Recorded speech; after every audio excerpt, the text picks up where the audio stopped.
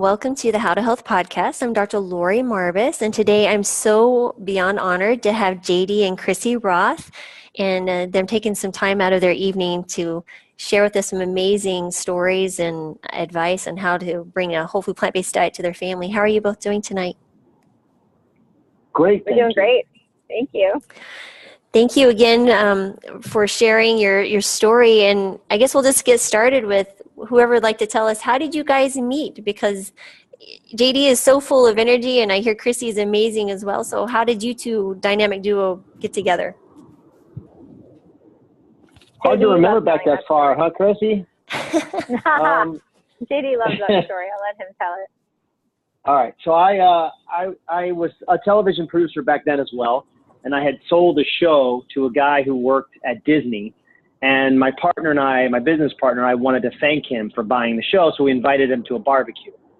So it was my business partner and his wife, me and some girl, and this Disney executive walked in with this beautiful girl from the East Coast, and she had, you know, a graduate degree in physical therapy, and she was beautiful and kind, and like, oh, I couldn't believe it. I pulled the guy over, and I was joking with him. I said, "There's no way this girl's really out on a date with you." I'm like, "Come on." And it turns out they were just friends. And I kept trying to talk to her all night. She would not give me the time of day. But oddly, after the night was over, I couldn't stop thinking about her. And I kept like hearing her voice and seeing her face. It was like the weirdest thing. And I called my business partner and I said, I think I fell in love with this girl. And I know I don't really know her. He's like, "Well, you got to call the Disney executive and find out if they're really just friends." So I did. He gave me her number. I left her a message, and we went out on one date, and we were essentially living together from that date forward. We were kind of inseparable from that date forward, which was 25 years in May, it'll be. Yeah. We did that date. Yeah. Well, congratulations. That is the true story. Yeah, after our first date, I went home and I wrote in my journal that I fell in love at first date. And that was like the first great date I'd had since I moved to California to go to school. So we both felt the same way.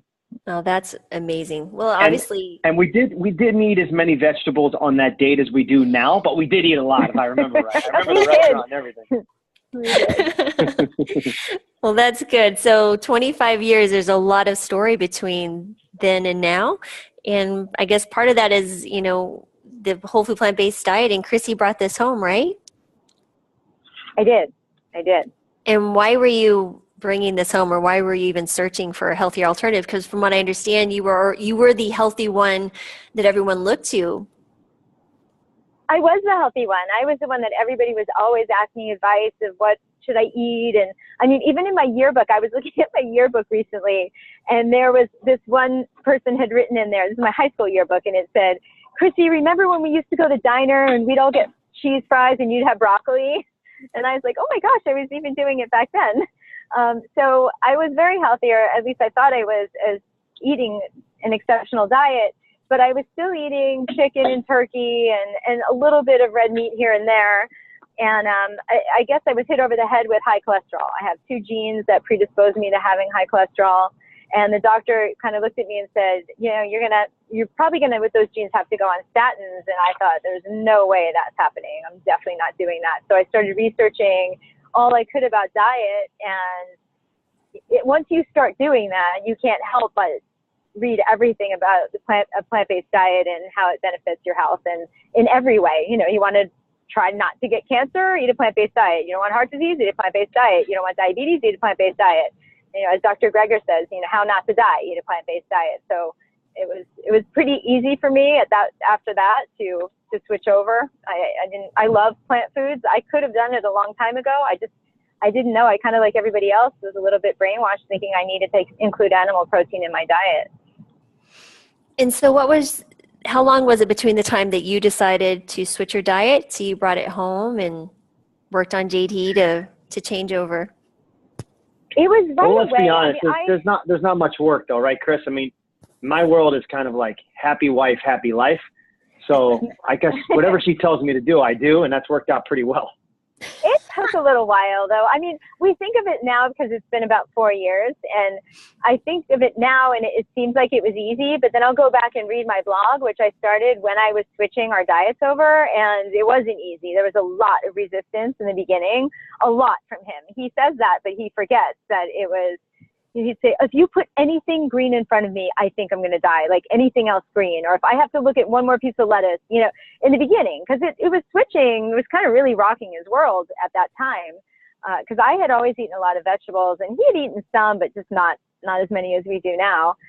So I think it's a testament to him actually really trying and putting up with it for a while. I would call putting up with it because he wasn't crazy about it, to now just fully embracing it. You know, after about a year after I was doing it, he was completely in and said, this is the way I'm eating for the rest of my life. So I always say you definitely can teach an old dog new tricks, because this guy didn't like beans. He didn't like lentils. He didn't like tofu.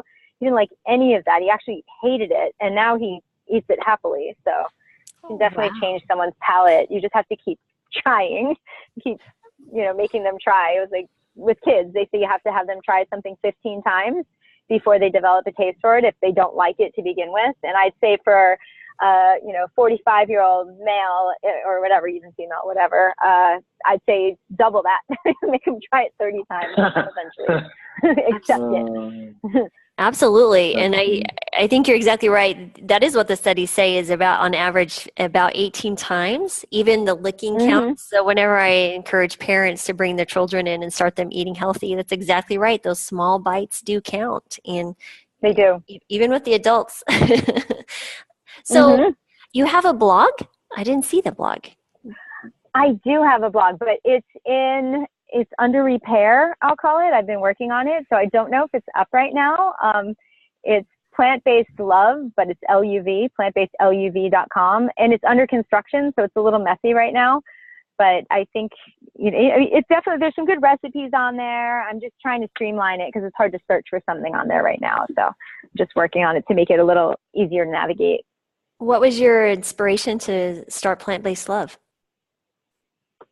I think, well, when I was switching our diet over, everybody was asking, well, how are you doing it? What are you doing? How are you getting JD to eat no meat? And so I thought, you know what, I'm just going to start writing about it. And it was actually very cathartic for me at the time, because it was hard. It was hard getting my kids to eat plants, because before I would just put a meal down and there'd be a starch and a vegetable and some meat, and they'd eat the meat and then they'd pick at everything else, and that was their dinner. And I think a lot of kids eat that way. So I ended up starting this blog to educate other people, and also just kind of keep a diary of how it all went down for us. Wow. I definitely. I think too, you got the credit for her is that she became a short order cook, right? So this is just to get us to become healthy. So she'd bring dinner out, and I would try it, and then I would kind of shake my head no, and she'd go back in and toss some more ingredients around, and then one of the boys would like it, one of our kids wouldn't like it, and she was making 3 different meals every night to try and check the box of one meal that everybody could agree on, and then she'd move on to the next one. When I first met my wife, and she made her very first meal for me when we were dating, 2 bites into it, we both looked at each other and we had to put it down the garbage disposal and throw it away. So it was unedible. And so this many years, yeah, it's true. I kept eating it. If she didn't say something, I would have eaten the whole thing. But this many years later, to have her become, you know, the kind of home chef that she's become, and with I think the ingredients are much more difficult to work with and understand. She's gotten to the expertise level now. I mean, in minutes, she makes a homemade soup from scratch that is just, it's better than any restaurant I've ever been to. That's fabulous. Yeah, when I brought it home literally overnight to the kids, cleaned everything out, and my husband, I would get thumbs up and thumbs down. And I think they relished that just a little bit, because they're like, oh, Mom. But I get it. It's a tough. So when when she brought this home and said, okay, this is what I want to do, what were you thinking? What was going through your mind? Well, initially, there's so much tied into our kind of history as human beings, where you have this love for having a steak with your dad. You know, guys, meat. We just grunt and we eat meat. You know, like that's what we do. Whether you're watching football or guys got together and did guy things, it always involved meat, dating back to probably when the cavemen were around, right? And so it's so much a part of our evolution as human beings. It's hard to wrap your head around the notion that you're not going to have it again. So for me, it was the emotional connection to the food more than it even was the taste. Men are generally, if you put something in front of them that tastes good, they'll eat it, right? They're not that picky, but if it's not good, they won't. So if it's good and it's not meat-based, well, okay, we'll eat it as long as it's good. And I think that's where it starts. If it tastes great, then we have no problem eating it. And so it took me a while to find the things that I liked and that she could make. And then that went to the next level where now everything she brings out is something new and amazing. And we're all excited to get it. Yeah, that's incredible. And I don't think that's gender specific, though. I mean, everybody wants to eat something that tastes good. I think I would eat things that maybe aren't my favorite because I know they're amazingly healthy for me. But I think there's plenty of men who will do that too, right? I just think everybody wants to eat tasty food. And there's such a wealth of information out there now as far as recipes for plant-based eating and even oil-free plant-based recipes that are incredible. So it's kind of not a great excuse to say, oh, well, just eat this, it's really good for you, but it doesn't really taste good, because you can make all of this taste good, as you know, because you eat this way too. Right, absolutely. So JD, when you had transitioned your diet, when at that point was this an inspiration to start The Big Fat Truth? It was definitely the inspiration, and I think the inspiration came out of the fact that I watched her cholesterol drop within a month to completely normal when she was going to be on medication for the rest of her life. So that is, to me, that was, a giant display of truth. And, she's telling me this is going to get weight off of people. And I'm like, look, I'm the expert. You know what I mean? I'm the expert. I know how to get weight off of people. Let's see the cover of People magazine. Yeah, I put that person there. You know what I mean? And I was like, well, I don't need to listen to you. And it turns out I was 100% wrong. And she was 100% correct, which is, it is not only the fastest way to lose weight, and I believe the most healthful way to lose weight, it is by far the best way to reduce, every chronic illness on the face of the earth. And so the people that I deal with are dealing with everything from, everything obesity related. Like 24 of 26 chronic illnesses on the face of the earth are obesity related. And I had people that had all of them. And so from high blood pressure to type 2 diabetes, which is absolutely a choice, to depression, you name it, right? Skin disorders, you name the issue. And to me, it was undeniable at that point that watching it change people's disease, and immediately I couldn't figure out why someone hadn't done it.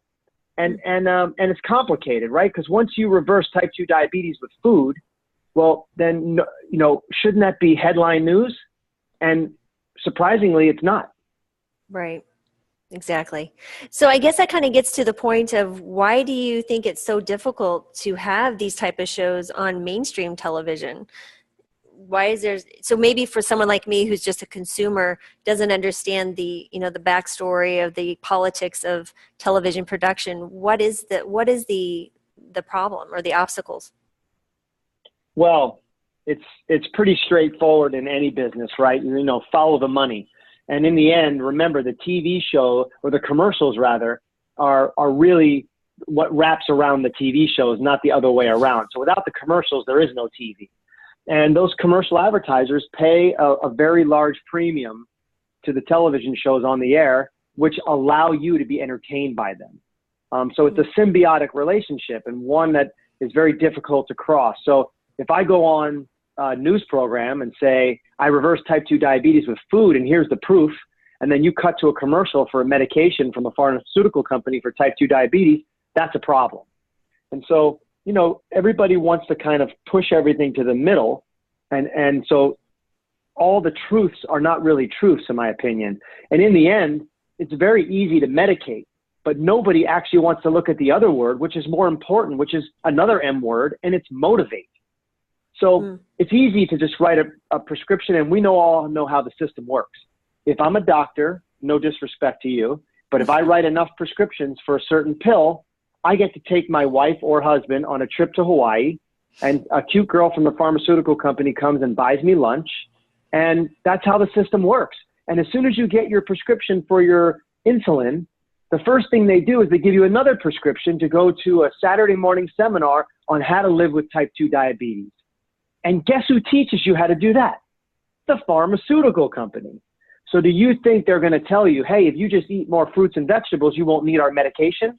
No, they're not. That's not how it works. And so I don't want to become one of these conspiracy theorists, but I've now seen it firsthand, and even I'm very surprised. Mm-hmm. Yeah, trust me. So I was in Western Colorado when I first started this, and as a physician, bringing this home because of the situation, how I first discovered a plant-based nutrition and just started using this in a little town called Rifle, Colorado, I was really surprised at the resistance of my colleagues. But it goes to the whole point of you're just pointing out what they're also doing wrong in their own life. So I think that's part of the issue with physicians. That's so true. Yeah. And the other part is they don't want to take the time to educate themselves, because I think then they have to understand, you know what?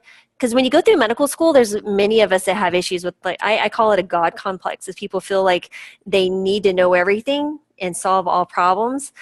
But when we say, you know what, you might have been doing this wrong for the last 10 or 15 years. There might have been people you saved. And I think that's a huge amount of guilt that they don't want to, they want to avoid. So I think there's certainly some parts to that.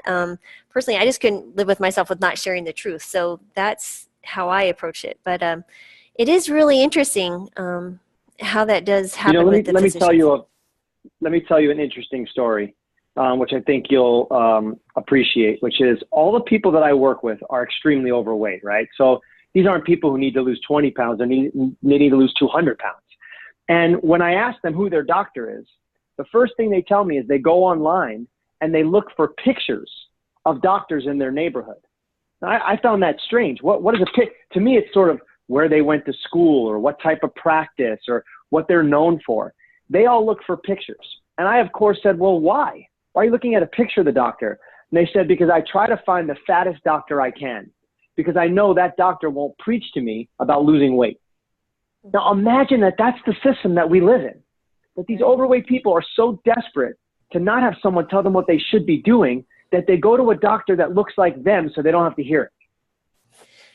You know, JD, maybe you should make a show about doctors getting themselves into shape, because I think, honestly, physicians have one of the highest suicide rates of any profession. And being active duty so a soldier and a physician, I mean, it's really devastating to see some of the things that physicians have to deal with. I mean, there's so many pressures as far as making sure that you're meeting certain metrics in the government. There's so much administrative burden now with physicians that I think they just don't see a way out. Many people are trying to get out of medicine. And so those who go in with medicine trying to think, because when I was little, I wanted to be a doctor because my sister was sick. But when, you get into the real workings of it, it's really sad to see that you're just, like you said, a sick healthcare system. It's not really a healthcare, it's a sick care system. And so if you can get physicians to actually see the light and feel better themselves, there's such an inspiration, and that it's kind of like it rekindles and the burnout goes down, or at least goes away in some cases. And see, that's been my experience with my colleagues. And so, yeah, for me, it's a matter, if you can get physicians on board, that's where you're going to start seeing everything, I think, a really rapid change across the United States. But it's just a matter of convincing. I think what's interesting is they know they're health professionals, right? So They know that the system is set up for sickness. It's not set up for health. They know that by setting a good example in a white lab coat, how important that is to the public who looks at that white lab coat as, gospel. And yet so many of them, with the knowledge of knowing that eating, being more plant forward is that vital to your health, and taking care of yourself and exercising and moving more is probably the greatest antidepressant on the planet. And yet they don't even do it themselves. So there's a really weird dichotomy, right? We're all chasing the kind of hamster wheel of success, trying to get the most and be the best and do the right. And in the end, you lose pieces of yourself. And I think people come to the doctor and it rubs off on them, what their doctor does, what they say, what they look like, all of those things. And I don't know if most doctors take it as seriously. Well, they definitely don't take it as seriously as you do. But I don't think a lot of doctors do know. That's the thing. I don't think a lot of doctors do know about diet and how it affects health. And because I'm friends, there's a lot of physicians I'm friends with, and they don't. We mentioned plant-based eating and the benefits and whys, and we send them articles, and it's all new to them. And they said, I can't believe I didn't know this before. How come everybody doesn't know this? I think you're shrug and you say, I don't know. I think you're both absolutely right, because I've always been trying to be healthy. I was kind of like you, Chrissy. You know, we always ate the white meat and lots of vegetables and exercise, and I've done marathons and running and whatever. But when it came to when I'm practicing medicine, I thought I was doing the right thing because I'm following these guidelines that are set. Pharmaceutical industry does this research, they publish in their journals, and we're reading these journals. We kind of glance over these. I have two journals right in front of me, the American Academy of Family Practice Physician, and the very first thing, it's a pharmaceutical advertisement. And in JAMA, the same thing. And so we don't even think about how we're being accosted, being care of our own patients. We're thinking we're doing the right thing, but we're just following the guidelines, and we get measured on following those guidelines. But our patients continue to get sick, and we just prescribe more medications, and they never get well. They don't thrive. And I've learned that's the word I need to focus on, is thriving. And health is more than just the number. And I think that's the part that a lot of doctors don't know. And once they catch fire of someone saving their foot. Like a friend of mine, Stephen Lawenda, he's a physician for Kaiser in California. He actually had a patient that had, all that was left to do was actually amputate his leg because he was such severe ulceration on his foot. And they, last ditch effort, did a plant-based diet, ended up saving his foot. Another lady came off dialysis, renal dialysis. It's incredible stories of recovery. And so that's the type of stories, and that's one of the reasons I started the podcast, is like, people need to understand this is typical results. This is not, type 2 diabetes is really not that difficult to reverse when you have the power of the plant food, the plant foods. And so it's something I wake up thinking about it, sleeping about it. Oh goodness. But yeah, I think you're both right though. Absolutely. It is amazing when you think about it. People hear it. Go ahead. No, so that it's so easy. The food's right there. Like, you go to your grocery store, it's right there in front of you. Like, if you buy it and you just eat it, how much your body wants to find health. That in less than 10 days you can reverse almost any of these obesity-related diseases.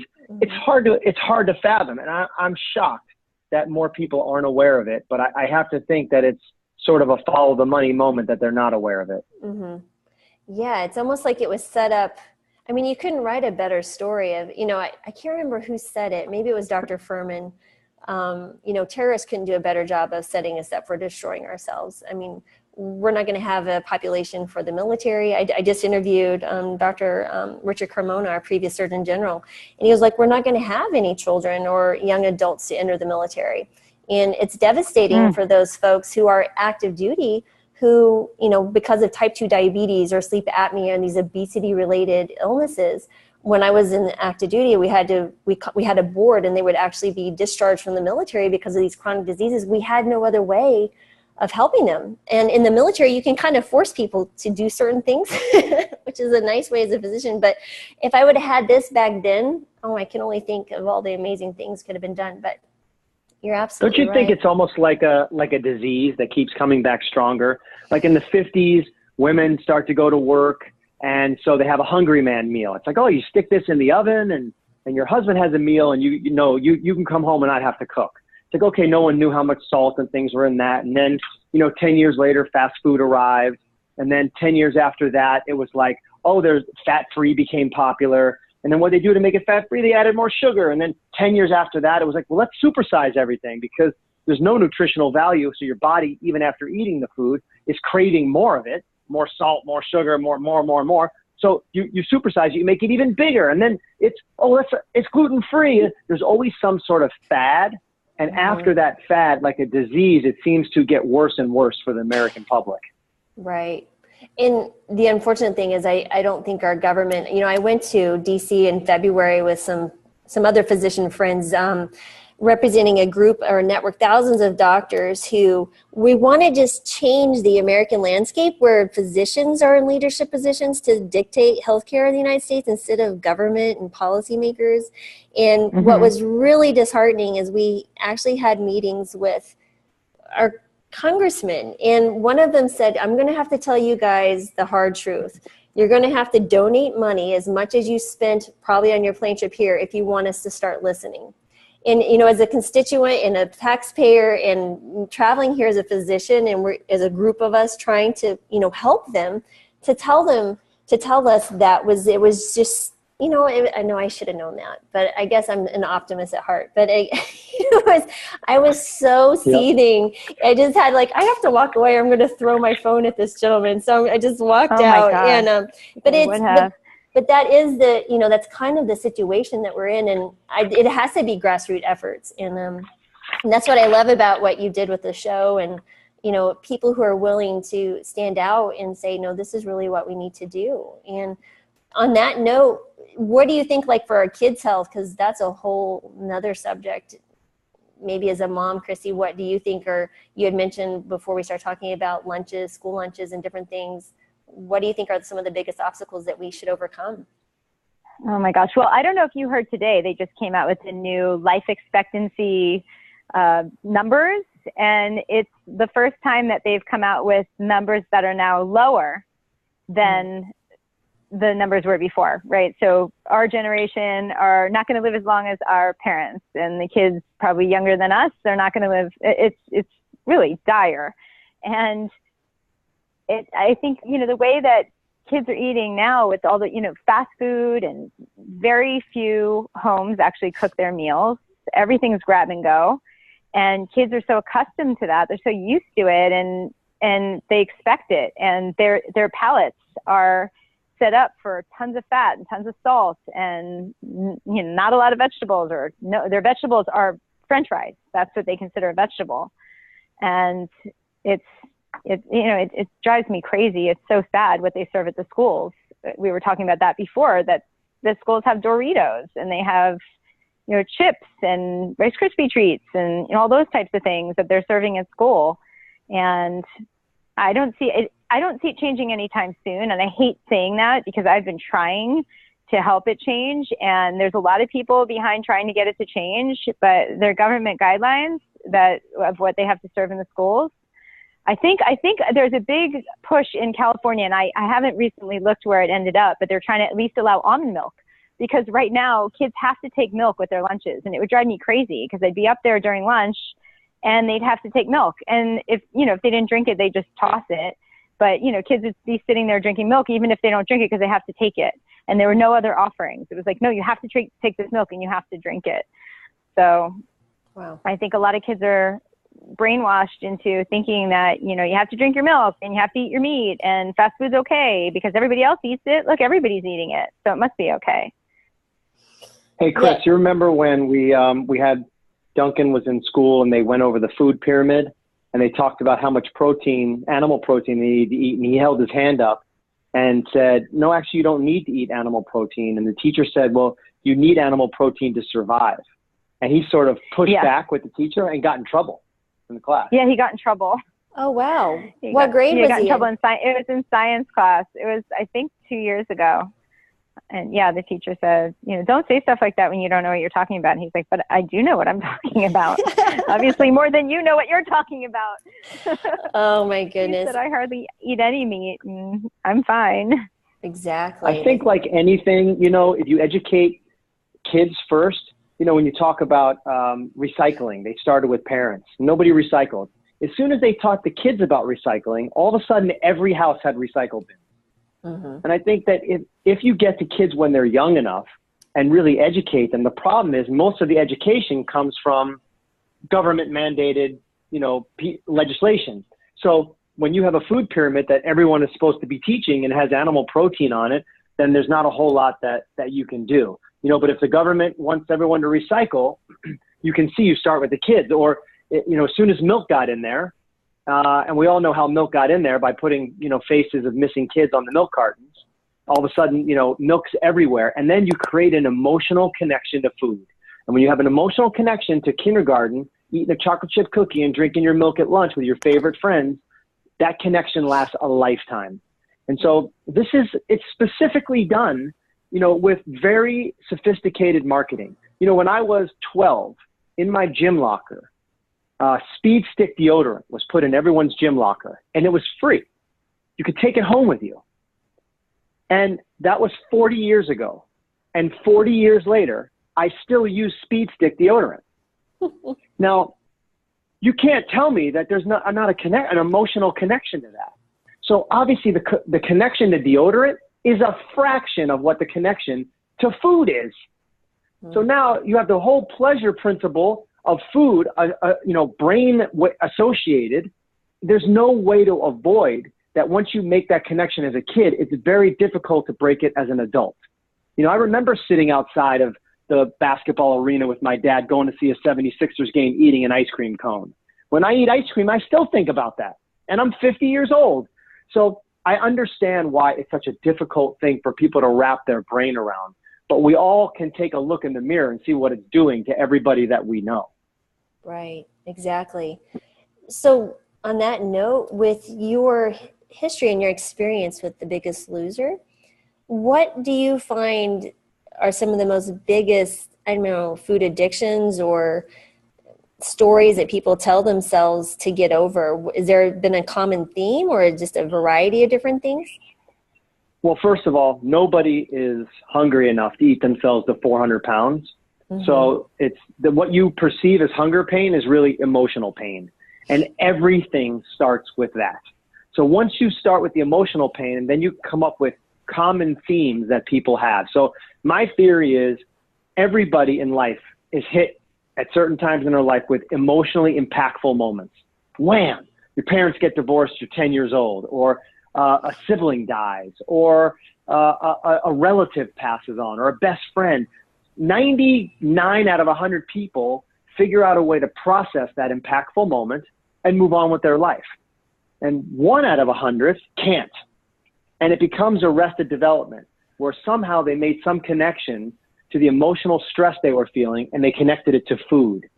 And once that triangle is connected, and you keep creating the same loop, hey, I feel bad, I'll have a brownie, I feel good. I feel bad, I'll have a brownie, I feel good. When you do that a bunch of times, that loop you're done. And so there's no way to break that loop, because that's the only dopamine in a day you feel. You think, without that brownie or that Starbucks latte, without those things, you can't be happy. And so I think instead of condemning those people, we need to give those people the tools that they need to help process the emotional moment they had, realize that that's the cause of the need for the food that they're eating, and then you just get out of the way and they figure it out on their own. But it takes a little while. I think too, what you had asked, which food specifically, and it's all the really dense, fatty, meat. It's calorie dense foods that are more addictive, and there's plenty of science to back that up. And the other real big one, because whenever I'm working with someone and trying to help them, guide them in taking on a plant-based diet, it's cheese. I can give up the meat, but I have so much trouble with the cheese. Cheese is incredibly addictive. I mean, we know that, we have casomorphins released, right? Casomorphins released when you eat cheese, and it's like the same effect as an opioid. It's very addictive. So that's why people have so much trouble giving up cheese and giving up fast food, because they are very addictive foods, just as addictive as drugs. People don't think of food that way, but it absolutely is. And until you cut it out completely and change your diet around, it's very hard to break that addictive cycle. No, I used to joke. I said cheese and I used to be lovers. I mean, when I was a kid, I remember cutting off blocks of cheddar cheese and just sitting down and just devouring. I never had a weight issue, but it was just so delicious, right? Yep. And the melted cheese. And I passed that on to my daughter. That was her last food to finally give up. But, so you see this, and when you're describing this emotional connection to food, and then, in your series, you really dive down and put people in front of themselves, basically, like in your book, put yourself in the mirror and look at that. Why do you think, because doctors are the one thing that everyone has in common, right? There's someone has a doctor, or they're going to go see a doctor, or they're going to be in the ER, or they have a regular doctor because they have chronic disease. What do you think like a doctor could say to someone? Because, you know, we can't be necessarily in your face like that, because believe it or not, we get ratings, and then our production bonuses are based on ratings. And then, you know what I mean? So we almost get rated like a business. There's certain patient satisfaction scores. And do you have any suggestions for someone who's maybe bringing this out to someone that they want to help because of their health, a different, or what is the best way to present this to someone, saying, no, there really is this emotional connection you have with food. Let me help you face it. What would be a good way to do that? Well, the best delivery system, well, go ahead, hon. No, I was just going to say, I think that promoting the foods that they should be eating versus telling them you shouldn't be eating this, because no one wants to hear that. They don't want to hear, don't eat meat, they want to hear, you need to add a lot more fruits and vegetables to your diet. So kind of starting with the positive first. I don't know what you were going to say, hon. Well, I was going to say that any message delivered that's authentic from someone with a lot of passion who's doing it themselves is a great form of motivation. And I go back to, you know, we should all doctors should have that kind of sentence above their desk, which is, before you medicate, try to motivate. And so creating free services for patient groups where you can create a population of people that are supporting each other is the best way to get anything done. People doing this alone becomes difficult. But when 10 people who see the same doctor are getting together on a Wednesday night after hours, and they see the doctor giving back to their community like that, it's a powerful statement. You know, that is like, that's the best way to prosecute change, in my opinion, is to give back to community. And that's what doctors originally were for. You know, they would take that little leather bag and they'd come to your house and talk to you and put their hand on your knee and tell you, you know, how to get better. And you felt supported. There was community support. That doctor was sort of the centerpiece of town. And I feel like that's a lost art. It's how many patients can you see in an hour? How high can you get your rating so you get your bonus? When in the end, a jogging club where you could jog with your doctor on a Saturday morning for 3 miles, that's a powerful statement. And so it's giving back to community and creating ways to create groups of people doing it together who all have the same issue at heart. Yeah, you're absolutely right. There is a Wacka doc program, and I can't remember who started, the gentleman is a physician, and it's kind of spread, you know, because I started I volunteered at a food bank back in Colorado, because one of the patients was one of my patients, or the guy that ran it was a patient of mine, and he had a significant turnaround in his health with the plant-based diet. And he goes, can you come and teach? I said, absolutely. And so what we ended up doing was starting a garden. And so it's a little town called Newcastle in Colorado. And we got someone to help at City Hall, and we got a grant, and they started a garden right in their front lawn. And so what was so nice about it is, you know, here we have this processed food in the food bank, but then with that, here's this fresh food that these people are helping grow. And we did teaching and all sorts of cooking classes. We've done all sorts of stuff, but you're exactly right. People are really intrigued when someone who doesn't necessarily have to do something, and they see someone doing something with passion, and they're like, what's going on here? Maybe I want to be a part of it. And I think you're exactly right. So that's really excellent. Like imagine if you went to your doctor's office and there were pictures of his vegetable garden that he had in frames versus what school he went to, you know, or pictures of him finishing a race with a medal in his hand. You know, those things are all, and he's willing to run the race with you. Those things are all inspiring. And I always felt like the best doctors are the ones that really, you know, don't just say they care about their patients, but they actually really do. And they're out there. And if they see that, you know, patients are flocking because of that, I think that would help, you know, kind of litigate change all across the board, which is hard to do. I mean, you've done it. You know, you decided one day I'm going to just change everything, and you did, and you're inspiring all your patients to do the same. You're in the minority. You should be teaching a class. Yeah, you know, but I love this though. Before you medicate, instead motivate. I think there's so much to that, and I think positive psychology should be taught to students. I don't know if you guys are familiar with the term positive psychology. Started about 25 years ago by Dr. Marty Seligman from the University of Pennsylvania. And I first discovered it through Carolyn Adams Miller. She's a author who wrote Getting Grit. and I interviewed her, and it became fascinating because what they have done is they've actually worked with the U.S. Army, and they taught them some resiliency training. So basically what they found was that it was a rolling training. So they had a control group, those who hadn't been taught yet, and those who had been taught.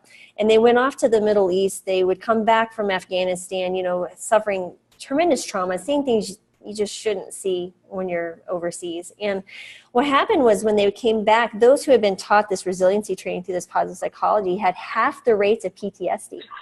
And it was really fascinating to me. So I'm thinking, now, if you can teach medical students or kids that type of resiliency to think, how to thrive instead of the negative, I think you're going to see some tremendous change. But it kind of goes back to what you're describing, and before you medicate, let's motivate them to find positive change in their life. So I think you're already a positive psychologist. You just didn't know it. He definitely is. Yeah, exactly. So, and I know I promised 45 minutes, so we're about right there. Is there any advice that either one of you would like to share with the audience? Maybe someone who's thinking about it, they're walking the line, or maybe a physician who's listening. I have a lot of physicians in my audience, to encourage them to keep walking the lonely trail sometimes of pushing a plant-based diet. I think Go ahead, hon. Once you are on a plant-based diet you have to get through the first couple weeks. You start feeling such a change in how you feel. And that's really the motivator to keep going. So I think once you try it, and then it doesn't take long to change your whole life around because you just feel so much better. Like, I went on a plant-based diet because of my cholesterol, but within a month I had energy levels off the roof. And every day at 3:00, I wanted a nap. No matter how much sleep I had, I was still so tired at the end of the day. That completely went away. And these are all things I didn't even know I was so-called suffering from until I started eating plant-based. My recovery from running long distance, marathons, half marathons, there was no soreness. I didn't have it anymore. I could do the hardest workout and I couldn't even get sore anymore. So my weight has been so stable over the past 4 years. I haven't gained or lost. I've just been absolutely exact weight that I should be without thinking about it at all. So I think, just stick with it, and because you will see changes and they're going to be so positive that you're not going to want to eat any other way. And she answered it great. So I'm going to switch it up a little bit and just take this moment to acknowledge you, which, I got to say from both of us, how much we appreciate someone who's, part of the medical community and is a doctor and is so passionate about change and making people better and is actually living it versus just talking about it. So, for everything you did and also in the military and giving back to, to allow us citizens to live the way that we live, you've given so much of your life, not only to the military, but also in medicine and to give back to people. And so I think from the both of us, especially around this time in the holidays, it's just a great opportunity to thank you for everything that you do. Well, wow. Well, thank you. I second that. Thank you very much. I just, the way I've seen my life is, had some tough upbringing, but, I think God has been very good to me and my family. And, my husband and I will have also been married 25 years in April. And I've been so truly blessed that that's all I can do is give back. So, and again, I just want to say thank you for you guys for everything that you're doing to promote this and writing, the big fat truth. I mean, that's a brilliant title.